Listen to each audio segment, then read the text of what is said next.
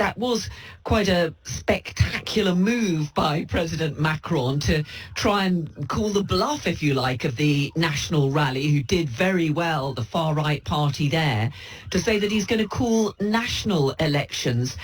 Given the strength of the far-right party there in France, that is a bit of a risk, isn't it? It's absolutely a risk, yes, because, I mean, you can see why he's done it. We're 2 years out from a presidential election. They need to start thinking about who's going to run. They need to try and make sure the far right don't win. And what Macron is hoping is that he can rally a kind of anti-extremist alliance. And the reasons for thinking that, I think, are partly because national elections are different to European elections. In European elections, people tend to feel easier at sending protests rather than voting for the party they want. It's also the case that there's a different electoral system for European elections. And for the legislative elections that he's called, there's a two-round system that makes it easier for opponents of the far right to band up against them. And finally, there's turnout. In the European elections, turnout in France was about 50%.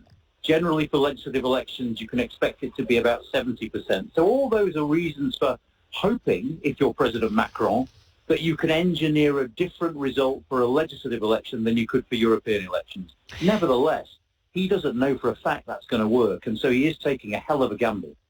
If we look at those results coming in from across the EU, the increased strength of the far-right parties, what effect is that going to have? Obviously, they're going to be in a more powerful position in the European Parliament. They are, but the far right has got a long tradition of punching below its weight in the European Parliament, and the reason for that is to really have influence. National parties need to work together with parties from other member states to create what are called political groups. Now, traditionally, far-right parties have struggled to cooperate transnationally like that. And at the moment, what is very interesting is a lot of those parties disagree fundamentally on key policies. So with Giorgia Meloni in Italy, we see she's taken a very strongly pro-Ukraine stance. There are some right-wing parties that are far more pro-Russian.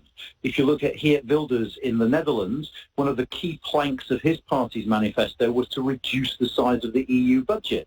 If you talk to far-right parties in Central and Eastern Europe, the idea is anathema to them because their countries receive quite a lot of money from the budget. So even though these parties have done well, it is unlikely that that strength will be reflected in legislative influence because of the problems they have in working together. And of course, those groupings within the European Parliament then decide who gets the key jobs in the European Commission, which is what wields so much of the power in Europe. Absolutely. The strength of the groupings is decisive in voting for the Commission President. But above and beyond that, the groups also determine who gets the key jobs in the European Parliament, where there is everything from presidency of the European Parliament to chairs of the key committees. And, of course, the strength of the groups helps decide who gets the resources, the cash from the European Parliament, which is very, very important to some of these challenger parties. So what about Ursula von der Leyen, who has, of course, been the EU Commission President in the most powerful job? Is she going to be able to serve another term there, do you think? Well, it's impossible to know for certain because, remember, this is a secret ballot, so MEPs might say one thing and do another. And also, when she was first elected, she was only elected by a majority of 9. The first indications, though, of the composition of the new parliament is that she should be okay. It's not going to be easy. It's not going to be by a wide margin. And if I were Ursula von der Leyen, I'd be worried until the votes were counted. But if I had to stick my neck out, I would say she will probably be okay. And given what you've said about the way these results have shaken down or are likely to shake down with the far-right groupings splintered, if you like, across the European Parliament, is that going to have much of an effect, do you think, on the way the EU relates to the UK?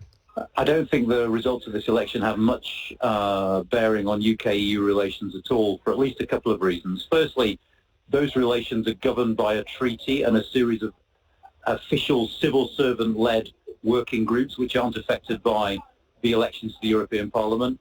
And secondly, because even if we imagine, say, Keir Starmer wins the election and seeks to renegotiate that relationship, the first set of the renegotiations are going to be with individual governments in member states to try and get them on side. So I don't really think the composition of the European Parliament is going to have much bearing on UK-EU relations at all, to be honest.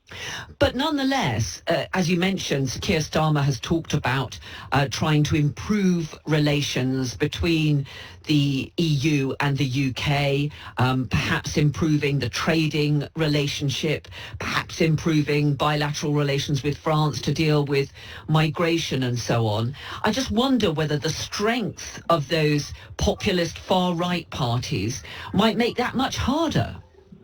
I'm not sure on the economic relationship whether the strength of the far right will make much difference at all. It's certainly the case, and I think, to be honest, it was always the case, that Keir Starmer is going to struggle to negotiate bilateral migration deals with any member state that involve the UK sending back more migrants than it takes, because in every single member state, as these elections have shown all too clearly, migration is a massively salient political issue, and no government wants to be seen to be doing a favour to another government on that.